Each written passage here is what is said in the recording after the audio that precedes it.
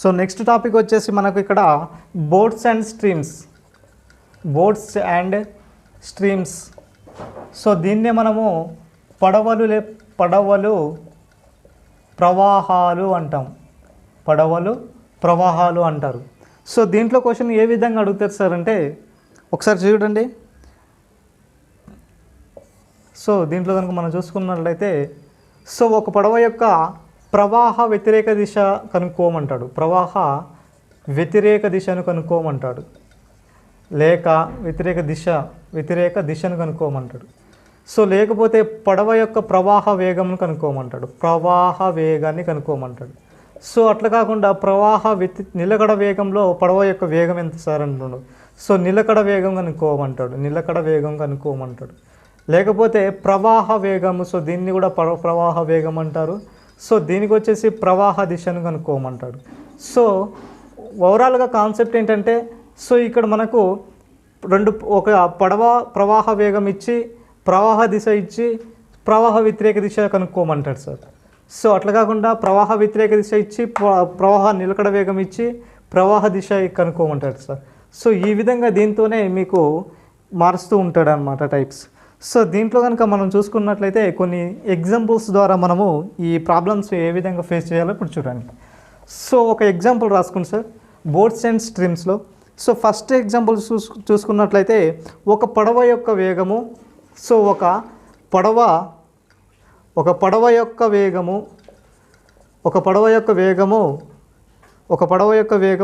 నిలకడ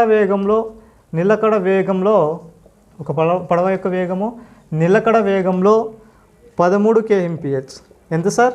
13 kmph. So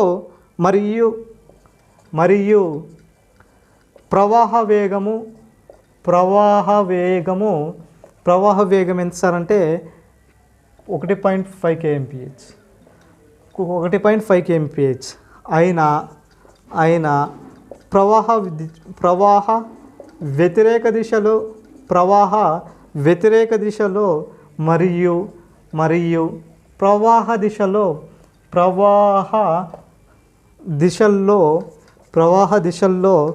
పొడవులు ఎంతెంత sir అంటుండు. సో పొడవులు కనుక్కోవాలి. పొడవు వేగం ఎంతెంత అంటుండు. సో ఈ యొక్క పొడవు వేగం ఎంతెంత సార్ అనేసి ఇవ్వడం జరిగింది. సో దీన్ని మనం కనుక్కోవాలన్నమాట. సో ఇప్పుడు చూడండి సార్, ఒకటే కాన్సెప్ట్ గుర్తుపెట్టుకోవాలి. సో పడవ వ్యతిరేక దిశలో ఇచ్చింది అనుకో, సో ఇక్కడ రాసుకుంటాం. నిలకడ వేగంలో అంటే నిలకడ వేగం ఇక్కడ రాసుకుంటాం. సో ప్రవాహ వేగాలు ఇవి 2 అవుతాయి. సో ఇవి ప్రవాహ దిశ అవుతుంది. సో ఇప్పుడు మనకు కనుక్కోమన్నది ఏంటి, ఒక పడవ యొక్క వేగం నిలకడ వేగంతో 13 kmph నిలకడ వేగంలో. సో ఈ నిలకడ వేగం ఎంత సార్ అంటే 13 kmph. So okay. So next మరియు ప్రవాహ వేగం ఎంత సార్ అంటే కింద ఉంటే ప్లస్ చేస్తాం 1.5. సో పైన ఉంటే 1 - 5. సో కింద ఉంటే ప్లస్ కలుపుదాం, పైన ఉంటే మైనస్ కలుపుదాం. ఏదైనా సరే అంతే చేయాలి. అయినా ప్రవాహ వ్యతిరేక దిశలో మరియు ఈ ప్రవాహ దిశలో ఎంతెంత సార్ అనేది కాన్సెప్ట్. సో ఇది నువ్వు కనుక్కోవాల్సి ఉంటుంది. సో ఇప్పుడు కనుక చూసుకున్నట్లయితే ఈ 13 నుంచి -1.5 తీసేస్తే ఎంత సార్ అంటే 11.5. సో ప్రవాహ వ్యతిరేక దిశలో ఏమవుతుంది సార్ 11.5 అవుతుంది. సో నెక్స్ట్ దీంట్లో నుంచి చూసుకున్నట్లయితే 13 kmph నుంచి ప్లస్ 1.5 కలిపితే ఎంత సార్ అంటే 14.5 అవుతుంది. సో ఈ విధంగా 14.5ను కలుపుతావు. సో 14.5ని కలుపుతాను అన్నమాట. సో మనకు ప్రవాహ వ్యతిరేక దిశలో మరియు ప్రవాహ దిశలో పొడవుల వేగం ఎంత సార్ అంటే 11.5. సో 14.5 అనేది మనకు ఆన్సర్ అవుతుందన్నమాట. సో నెక్స్ట్ కనుక్కోండి. సో నెక్స్ట్ కనుక చూసుకున్నట్లయితే ఒక పడవ ప్రవాహ వ్యతిరేక దిశలో, సో ఒక పడవ ప్రవాహ వ్యతిరేక దిశలో ఒక పడవ ప్రవాహ వ్యతిరేక దిశలో 11 kmph వేగంతో ప్రయాణిస్తుంది. సో ఓకే, ప్రయాణిస్తుంది గలదు. మరియు ప్రవాహ దిశలో 16 kmph, ప్రవాహ దిశలో ఎన్ని కిలోమీటర్లు సార్? 16 kmph. ప్రవాహ దిశలో 16 kmph వేగంతో ప్రయాణించగలదు. సో ప్రయాణించగలదు.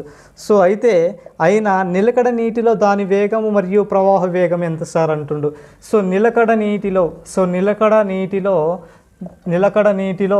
దాని వేగము మరియు ప్రవాహ వేగం ఎంత సార్ అంటుండు. సో ప్రవాహ వేగం ఎంత సార్ అంటుండు, ప్రవాహ వేగము.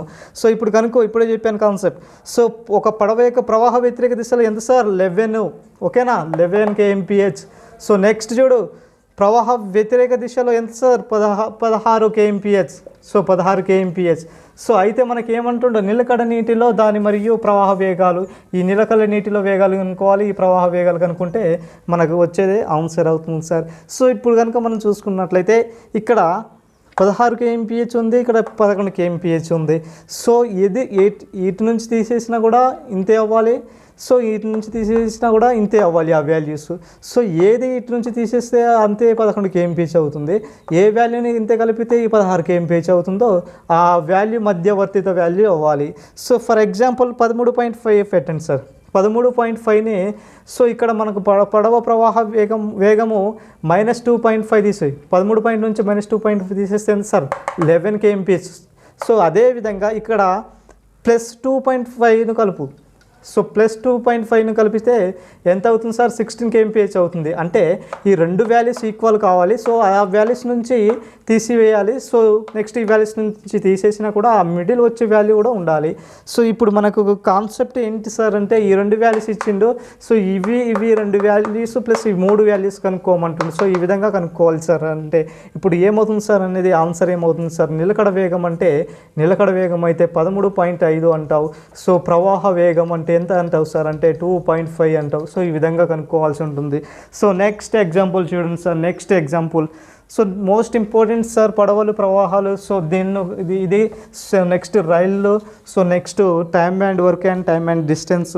సో ఆటలు పందాలు. సో దీంట్లో నుంచి మీకు మినిమం ఒక 5 నుంచి 10 క్వశ్చన్స్ అడగడం జరుగుతుందన్నమాట. సో నెక్స్ట్ ఎగ్జాంపుల్ చూడండి సార్. ఒక పడవ ప్రవాహ వ్యతిరేక దిశలో ఒక పడవ ప్రవాహ వ్యతిరేక దిశలో 40 కిలోమీటర్ల దూరంను 8 గంటలలో ప్రయాణించగలదు.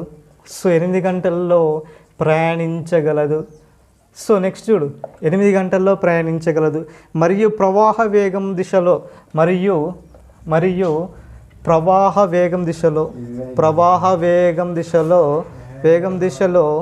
సో నెక్స్ట్ 36 36 కిలోమీటర్ల దూరంను 36 కిలోమీటర్ల దూరంను 6 గంటల్లో ప్రయాణించగలదు. సో 6 గంటల్లో ప్రయాణించగలదు. అయినా నిలకడ నీటిలో దాని వేగం ఎంత? అయినా నిలకడ నీటిలో దాని వేగం మరియు ప్రవాహ వేగం ఎంత సార్ అంటుండు. సో ప్రవాహ వేగం ఎంత అంటుండు. సో ఒక పడవ ప్రవాహ వ్యతిరేక దిశలో 40 kmph. సో పడవ యొక్క ప్రవాహ దిశలో వ్యతిరేక దిశలో 40 kmph. సో ఓకేనా, 40 kmph. సో నెక్స్ట్ ఎన్ని గంటల్లో ప్రయాణిస్తుంది? 8 గంటల్లో ప్రయాణిస్తుంది. సో ఓకేనా, 8 అవర్స్లో ప్రయాణిస్తుంది. సో నెక్స్ట్ మరియు ప్రవాహ వేగ దిశల్లో 36 కిలోమీటర్ల ప్రవాహ దిశల్లో ఎన్ని కిలోమీటర్లు? 6 అవర్స్లో ప్రయాణిస్తుంది. సో అయితే దీనికి సంబంధించినటువంటి నిలకడ నీటిలో దాని వేగము మరియు ప్రవాహ వేగాన్ని కనుక్కోవాలి. సో నిలకడ నీటిలో ఇది కనుక్కోవాలి. సో నెక్స్ట్ ఇక్కడ వేగాలు ఇవి కనుక్కోవాలన్నమాట. సో ఇప్పుడు కనుక మనం చూసుకున్నట్లయితే ఈ రెండు వాల్యూస్ని ఎట్లా కనుక ఫైండ్ అవుట్ చేస్తావు సార్ అంటే, ఇక్కడ చూడు. సో 6 ఎన్నిసార్లు పోయింది సార్ అంటే 6 టైమ్స్ పోయింది. సో 8 అనేది ఎన్నిసార్లు పోయింది అంటే 5 టైమ్స్ పోయింది. సో ఈ విధంగా 5 kmph అండ్ 6 kmph అని రాస్తావు. సో దీంట్లో కనుక మనం వాల్యూస్ను ఎంత వాల్యూస్ని కలిపితే ఎంత వాల్యూస్ని తీసేస్తే ఈ మిడిల్ వాల్యూ వస్తుంది అనేది ఇప్పుడు క్వశ్చన్ సార్. సో ఇప్పుడు చూడండి, దీంట్లో నుంచి 0.5 తీసేయండి. సో 0.5ని తీసేస్తున్నట్లయితే ఇప్పుడు మనకి వచ్చే వాల్యూ ఏంటి, 0.+0.5 కలిపితే వచ్చే వాల్యూస్ ఏంటో చూడు. సో ఒకవేళ -0.5ని కింద కలుపు, పైన ఏమో +0.5ని కలిపితే ఏం వాల్యూ వస్తుంది. సో ఇప్పుడు 5.5 అనేది ఇక్కడ 0.5 ప్లస్ 5 kmph కదా. సో 5 kmphకు 0.5 కలిపితే ఎన్ని వస్తుంది సార్ అంటే 5.5 వస్తుంది. సో కింద 5.5 నుంచి ప్లస్ మళ్ళీ 0.5ను కలిపితే ఎంత వస్తుంది అంటే 6 kmph వస్తుంది. సో ఈ విధంగా మనము వేగాలు ఫైండ్ అవుట్ చేయవచ్చు. సో ఇక్కడ మనకేంటి నిలకడ వేగం అనుకోవాలి కాబట్టి ఇక్కడ 0.5 ప్లస్ చేసినాం. సో ఇక్కడ 0.5 ప్లస్ చేసినాం అనమాట. సో ఈ విధంగా అనుకోవాలి. సో నెక్స్ట్ లెక్క చూడండి. సో నెక్స్ట్ పడవలు ప్రవాహ వేగము most important. So minimum 2 marks అడుగుతారు. సో నెక్స్ట్ ఎగ్జాంపుల్ చూసుకున్నట్లయితే ఒక పడవ ప్రవాహ దిశలో ఒక ప్రవాహ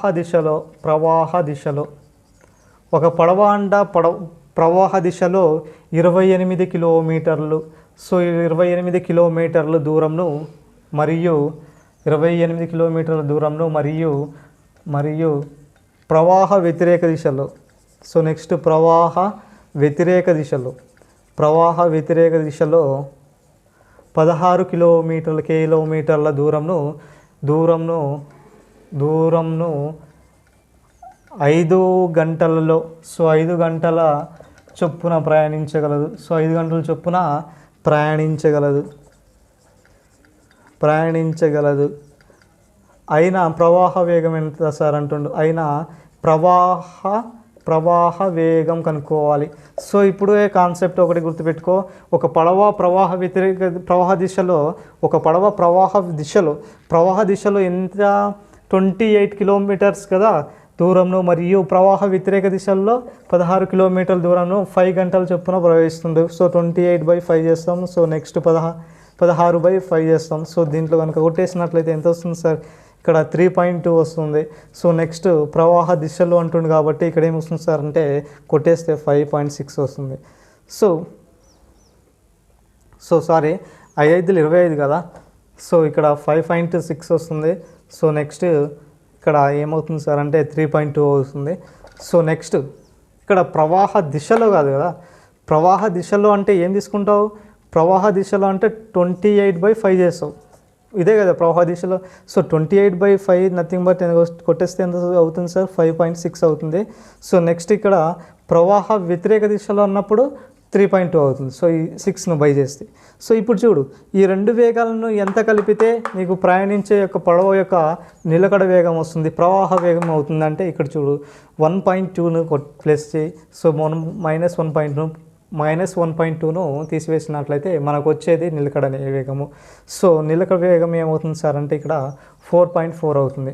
సో దీనిలో నుంచి ఈ 4.4 నుంచి దీన్ని తీసేస్తే 3.2 వస్తుంది. సో అదేవిధంగా 4.4 నుంచి 1.2 తీసేస్తే ఎంత సార్ అంటే 5:6 అవుతుంది. సో ఇప్పుడు వేగాలు ఏమవుతుంది సార్ అంటే 1:2 అవుతుంది, -1:2 అవుతుంది. సో ఓకేనా, 1:2 అవుతుంది, -1:2 అవుతుంది అనమాట. సో ఇప్పుడు మనము కనుక్కోవాల్సింది ఏంటి, అయినా ప్రవాహ వేగం ఎంత అన్నాడు. సో ప్రవాహ వేగం ఏమవుతుందంటే 4.4 అవుతుంది. ప్రవాహ వేగం ఏమవుతుంది 4.4 అవుతుంది అనమాట. సో నెక్స్ట్ ఎగ్జాంపుల్ చూడండి.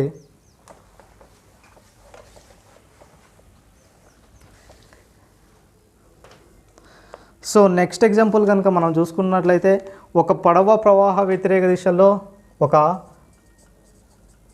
పడవ ప్రవాహ వ్యతిరేక దిశలో ఒక పడవ ప్రవాహ వ్యతిరేక దిశలో 10 నిమిషాల్లో 7 కిలోమీటర్ల దూరంను ప్రయాణించగలదు. సో 7 కిలోమీటర్ల దూరంను ప్రయాణించగలదు. సో 10 నిమిషాల్లో 7 కిలోమీటర్ల దూరంను ప్రయాణిస్తుందంట. సో మరియు ప్రవాహ వేగము చూడు.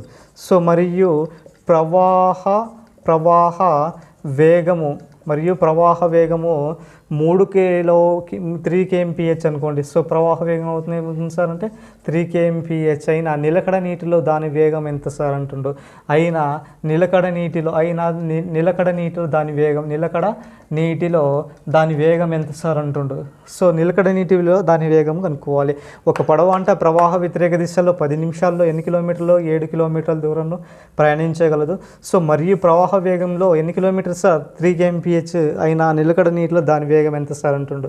సో ఇప్పుడు కనుక మనం చూసుకున్నట్లయితే, సో ఇక్కడ చూడండి, ప్రవాహ వ్యతిరేక దిశల్లో ఎన్ని నిమిషాలు ప్రయాణిస్తుందో, ప్రవాహ వ్యతిరేక దిశల్లో 10 నిమిషాల్లో ఎన్ని కిలోమీటర్ల చొప్పున దూరము? 7 kmను 10 నిమిషాల్లో 10 మినిట్స్లో దూరంలో ప్రయాణిస్తుందో.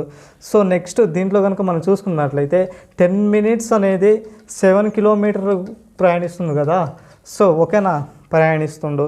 అయితే మొత్తం 60 మినిట్స్లో ఎన్నిసార్లు ప్రయాణిస్తాడు అనేది చూడు. 60 మినిట్లో ఎంత దూరం ప్రయాణిస్తాడనేది చూసుకోవాలి. సో 60 మినిట్స్లో ఎంత దూరం ప్రయాణిస్తారంటే 60 × 7/10 రాస్తాం. సో కొట్టేస్తే 6 అవుతుంది, 72 అవుతుంది. సో 72 కేఎంపిహెచ్ అవుతుంది. సో 72 కేఎంపిహెచ్ ఏమవుతుంది సార్ అంటే పడవ ప్రవాహ వ్యతిరేక దిశలో 72 కేఎంపిహెచ్ అవుతుంది. సో దీంట్లో కనుక మనము పడవ యొక్క ప్రవాహ వేగం అనేది ఇక్కడ 3 కేఎంపిహెచ్ ఉంది కదా. సో 3 కేఎంపిహెచ్ని తీసేయండి. పైన 3 కేఎంపిహెచ్ని ముందే చెప్పాను, పైన మైనస్ తీసేయండి, కింద ప్లస్ కలపాలి. సో ఇక్కడ మైనస్ తీసేస్తే 42 నుంచి ఇక్కడ ప్లస్, ఇక్కడ నెక్స్ట్ ఇక్కడ చూడండి, నిలకడ నీటిలో దాని వేగం ఎంత సార్ అంటుండు. సో ఇక్కడ 3 ప్లస్ కలపాలి. ప్లస్ 3 కలిపితే ఇక్కడ 42కి ప్లస్ 3 కలిపితే ఏమవుతుంది? 45 కేఎంపిహెచ్ అవుతుంది కదా. ఈ 45 కేఎంపిహెచ్కి -3 చేస్తే 42 కేఎంపిహెచ్ అవుతుంది. So okay. సో నెక్స్ట్ దీనికి ప్లస్ కలిపితే ఎంత అవుతుంది?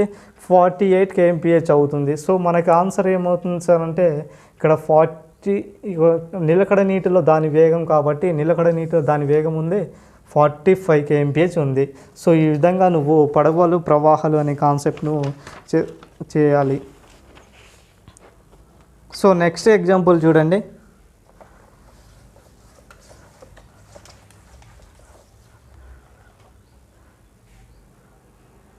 సో నెక్స్ట్ ఎగ్జాంపుల్ కనుక మనం చూసుకున్నట్లయితే ఒక పడవ యొక్క వేగము నిలకడ నీటిలో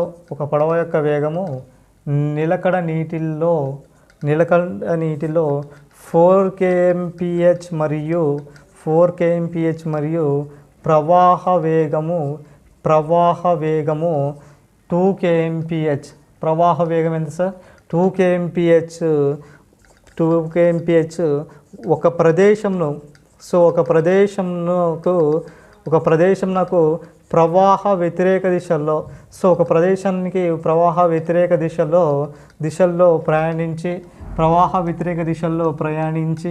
ప్రయాణించి తిరిగి వచ్చును. సో తిరిగి వచ్చును, ప్రవాహ దిశలో ప్రయాణించి తిరిగి వచ్చును.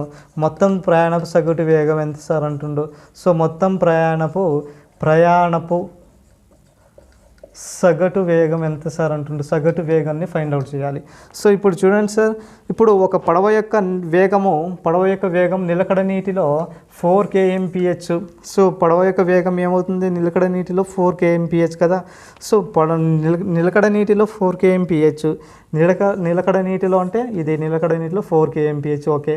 సో మరియు నెక్స్ట్ ప్రవాహ వేగం ఏమవుతుంది? 2 కేఎంపిహెచ్ కదా. ప్రవాహ వేగాలు ఇవి అవుతాయి. సో అయితే ఏమంటుండో, ప్రయాణించి తిరిగి వచ్చును. మొత్తం ప్రయాణపు సగటు వేగం కనుక్కోవాలి. సో ఇక్కడ 6 అవుతుంది ప్లస్, సో ఇక్కడ మైనస్ చేసేస్తూ సో సగటు వేగాన్ని కనుక్కోవాలి. ఈ రెండింటి సగటు వేగాలు. సో సగటు వేగం ఫార్ములా 2xy/x + y యొక్క ఫార్ములాతో మనం చేస్తాం అన్నమాట. సో ఇప్పుడు xy ఇది అనుకో. సో అప్పుడు ఏమవుతుంది? 2 × 6 నెక్స్ట్ ఏం చేస్తావు? 2 × 2 + 6 అని చేస్తావు కదా. సో నెక్స్ట్ ఇక్కడ చేస్తున్నట్లయితే ఇక్కడ ఏమవుతుంది? 6 ఉంది. సో నెక్స్ట్ 6 + 2 ఏమవుతుంది సార్ అంటే 8 అవుతుంది. సో 8 అనేది 6లో ఎన్నిసార్లు పోయిద్దో చూడు సార్. సో 8 అనేది 6లో ఎన్నిసార్లు అంటే 4 times and 3 times. So 2 cancel. Next మిగిలింది ఏంటి అంటే 2 × 3 ఏమవుతుంది? సో నీకు మిగిలింది ఏంటి సార్ అంటే 3 ఒక్కటే మిగులుతుంది. 2 క్యాన్సిల్ అయిందిగా. సో ఓకేనా, మిగిలింది ఏంటి సార్? 3 కేఎంపిహెచ్. సో ఆన్సర్ ఏమవుతుంది సార్ అంటే 3 kmph అవుతుంది. ఓకేనా. సో నెక్స్ట్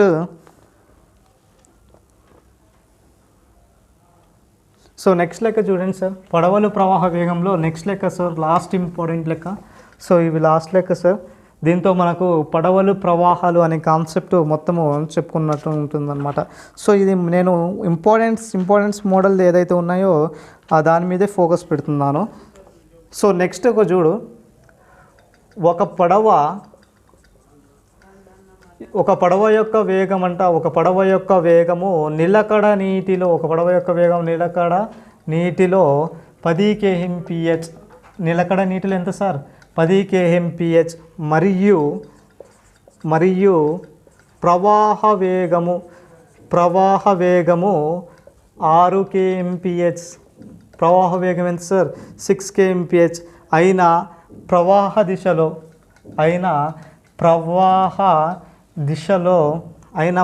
దిశలో 80 కిలోమీటర్ల దూరంను ఎంత సమయంలో ప్రయాణించగలదు? సో ఎంత సమయంలో ప్రయాణించగలదు? సో ఇది ఓవరాల్ కాన్సెప్ట్ అన్నమాట. సో దీని కనుక మనం చూసుకున్నట్లయితే ఎంత సమయంలో ప్రయాణించగలదు అనేది ప్రశ్న కదా. సో ఇప్పుడు చూడండి, ఒక పడవ యొక్క వేగం నిలకడ నీటిలో 10 kmph మరియు ప్రవాహ వేగం 6 kmph అంటే నిలకడ నీటిలో 10 kmph. ఓకే. సో వేగం ఎంత? ప్రవాహ వేగము 6 kmph. So okay. అయితే ప్రవాహ దిశలో ఎంత దూరం ప్రయాణిస్తుందో? 80 కిలోమీటర్ల దూరంలో ప్రయాణిస్తుండు. సో ఓకేనా, 80 కిలోమీటర్ల దూరంలో ప్రయాణిస్తుంది. ఒక పడవ యొక్క నిలకడ నీటిలో 10 kmph కదా. సో ఈ విధంగా రాసుకున్నాం అనమాట. అయితే నెక్స్ట్ ఇక్కడ దూరమును ఫైండ్ అవుట్ చేయమంటుంది సార్ అంటుండు. సో ఇక్కడ మనము ప్రవాహ దిశలో ఏమవుతుంది? 16 అనేది. సో 18/16 ఏం చేస్తావు అంటే కొట్టేస్తే మనకు 5 hours అవుతుంది. సో సమయం ఎంత దూరం ప్రయాణిస్తారు సార్? 5 hours ప్రయాణిస్తాడు అనమాట. సో ఒకసారి చూడండి, మళ్ళీ ఒకసారి చెప్తాను. ఒక పడవ యొక్క వేగము నిలకడ నీటిలో ఎంత సార్? 10 kmph. ఓకే, నిలకడ వేగం అంటే ఇది కాబట్టి 10 kmph. ఓకే. మరియు ప్రవాహ వేగము 6 kmph. ప్రవాహ వేగాలు కాబట్టి 6 kmph. అయిన ప్రవాహ దిశలో 80 కిలోమీటర్లను ఎంత దూరంలో ప్రయాణిస్తాడు సార్ అనేది క్వశ్చన్ కదా. ఇప్పుడు మనం ఏం చెప్తున్నామంటే ప్రవాహ దిశల్లో వచ్చినప్పుడు ఇక్కడ ప్లస్ చేస్తాం, అదేవిధంగా ప్రవాహ వ్యతిరేక దిశలో మైనస్ చేస్తాం కదా. సో అయితే ప్రవాహ దిశల్లో వచ్చేసి 16 మొత్తం ఓవరాల్గా 16 అనేది 18 kmphలో ఎంత భాగం సార్ అంటుండు. సో దీన్ని కొట్టేస్తే మనకు వచ్చేసి 5 hours వస్తుంది. సో ఈ 5 hours అనేది మనకి ఇచ్చినటువంటి ప్రయాణించిన దూరం. సో దీన్ని పడవ యొక్క ప్రయాణ దూరము అంటుంది. ఎంత సమయంలో అంటే 5 hours వెళ్తాడు. సో దీంతో మనకు పడవలు ప్రవాహాలు అనే కాన్సెప్ట్ అయిపోయింది, boats and streams. So next topic వెళ్దాం. Have a nice day.